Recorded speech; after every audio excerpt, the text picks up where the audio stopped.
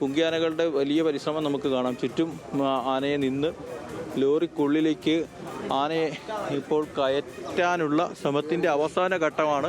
ഇപ്പോൾ പൂർണ്ണമായും ആന ലോറിക്കുള്ളിൽ, എലഫൻ്റ് ആംബുലൻസിനുള്ളിൽ കയറി എന്നുള്ളതാണ് നമുക്ക് മനസ്സിലാക്കാൻ സാധിക്കുന്നത്. പൂർണ്ണമായും ആന കയറിയിട്ടുണ്ട്. പക്ഷേ കുങ്കിയാനകൾ അതിൻ്റെ പിൻവശത്ത് നിരന്ന് നിൽക്കുകയാണ്. ഈ മുറിവേറ്റ കൊമ്പൻ ഇപ്പോൾ എലഫൻ്റ് ആംബുലൻസിനുള്ളിൽ പൂർണ്ണമായിട്ടും കയറിയിട്ടുണ്ട്.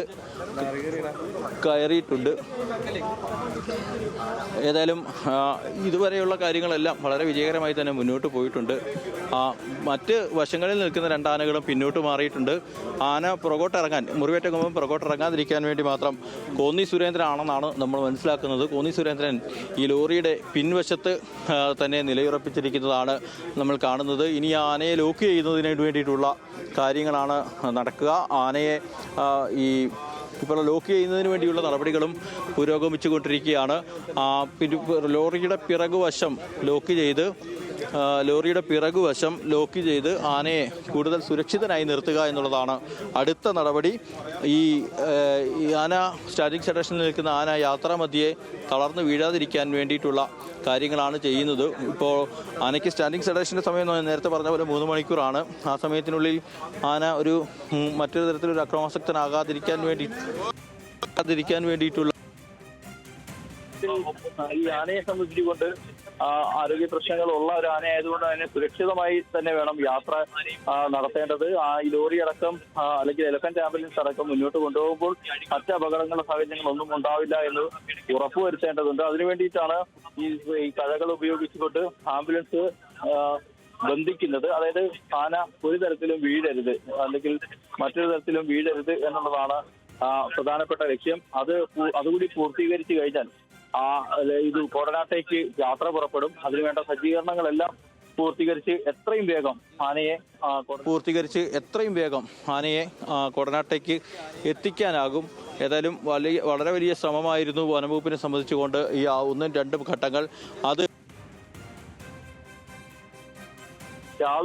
ഉണ്ടായിരുന്നത് ചാലക്കുടി പുഴയിലായിരുന്നു. മറ്റാനകൾക്കൊപ്പം തന്നെ അത് കുളിക്കാനും മറ്റുമായി, വെള്ളം കുടിക്കാനും ഒക്കെയായി പുഴയിലുണ്ടായിരുന്നു.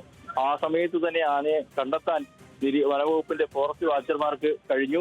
6 മണിയോടുകൂടി ഡോക്ടർ അരുൺ സക്രിയയും സംഘവും ആന ആദ്യം നിലയുറപ്പിച്ച ചാലക്കുടി പുഴയോരത്തേക്ക് എത്തി. പക്ഷേ അവിടെ നിന്നും ആന മനുഷ്യ സാന്നിധ്യം തിരിച്ചറിഞ്ഞ് വേഗത്തിൽ ഈ പ്രദേശത്ത് നിന്നും മാറുകയാണ് ഉണ്ടായത്. അവിടെ നിന്നും വനത്തിലേക്ക് കയറി അതിനുശേഷം നമ്മളിപ്പോൾ നിൽക്കുന്ന ഏഴാറ്റുമുഖം വെറ്റിലപ്പാറയിലേക്ക് എത്തി. ഈ അംഗനവാടിക്ക് സമീപമുള്ള എണ്ണപ്പനത്തോട്ടത്തിൽ ആന മറ്റൊരു ആനയ്ക്കൊപ്പം, ഏഴാറ്റുമുഖം ഗണപതിയാണ് എന്ന് കരുതപ്പെടുന്നു, ആനയ്ക്കൊപ്പം ഇവിടെ നിൽക്കുമ്പോഴാണ് വനംവകുപ്പ് ഉദ്യോഗസ്ഥർ അല്ലെങ്കിൽ ചീഫ് വെറ്റിനറി ഓഫീസർ അടക്കമുള്ള ആളുകൾ എത്തി ആനയെ സ്പോട്ട് ചെയ്യുന്നത്. പിന്നീട് ഡാർക്ക് ചെയ്തു.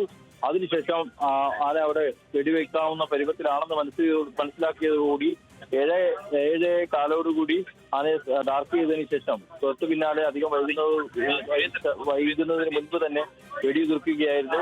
വെടിയുതിർത്തപ്പോൾ മയക്കുവെടി ആനയ്ക്ക് കൊണ്ടു. പക്ഷേ മറ്റു കൂടെ ഉണ്ടായിരുന്ന കൊമ്പൻ ഇവിടെ നിന്ന് മാറാൻ തയ്യാറായില്ല. മാത്രമല്ല ഈ ആനയ്ക്കൊരു അപകടം സംഭവിച്ചതായി തിരിച്ചറിഞ്ഞുകൊണ്ട് ഈ ജനവാസം അല്ലെങ്കിൽ ആളുകളുടെ മനുഷ്യ സാന്നിധ്യമുള്ള പ്രദേശത്ത് നിന്നും ഇവനെ മാറ്റുന്നതിന് വേണ്ടി അതായത് മറ്റു കൂടെ ഉണ്ടായിരുന്ന കൊമ്പൻ പരമാവധി ശ്രമിച്ചു. പക്ഷേ അതിന് പൂർണ്ണമായിട്ട് അത് സാധിച്ചില്ല. ഈ സമയത്ത് ഈ മുറിവേറ്റ കൊമ്പനൊപ്പം ഉണ്ടായിരുന്ന മറ്റൊരു കൊമ്പനെ റബ്ബർ ബുള്ളറ്റ് ഉപയോഗിച്ച് അതിനെ ഇവിടെ നിന്ന് തുരത്താനുള്ള ശ്രമം നടത്തി.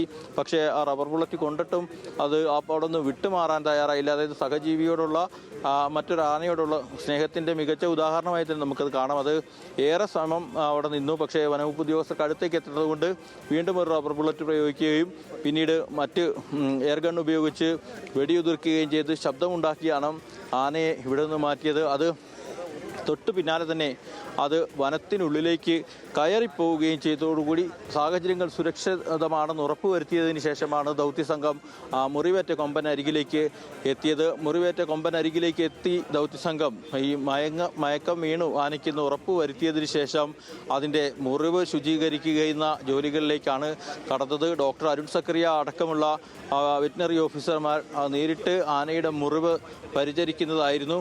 ആദ്യം മുറിവ് ശുചീകരിച്ചു. അതിനുശേഷം മരുന്ന് പുരട്ടിയതിന് ശേഷം ആനയ്ക്ക് മറ്റ് ശരീരഭാഗങ്ങൾ കൂടി ശുചീകരിച്ച് തുടർച്ചയായി അതിൻ്റെ ശരീരത്തിലേക്ക് വെള്ളം ഒഴിച്ചു കൊടുത്ത് അതിൻ്റെ പരമാവധി വേഗത്തിൽ അതിനെ എഴുന്നേറ്റ് നിൽക്കാൻ പരുവത്തിൽ അതിൻ്റെ ക്ഷീണം മാറ്റുന്നതിന് വേണ്ടിയുള്ള നടപടികളൊക്കെ ചെയ്തു.